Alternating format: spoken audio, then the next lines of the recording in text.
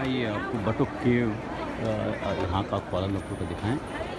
आप देखिए वो सब लोग बहुत विशाल केव है। कम से कम ये ऊपर जो छत है ये कम से कम 200 फुट तो होगा जहाँ तक मेरा ख्याल है।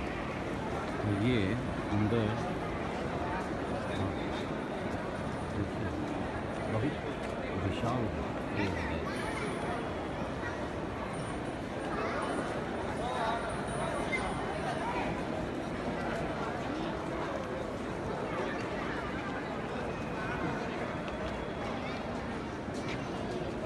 अब मैं ये सीधे आगे जा रहा हूँ।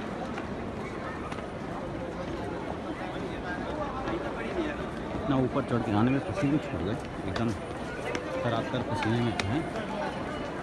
लेकिन बड़ा बढ़िया मंदिर है, बहुत अच्छा है।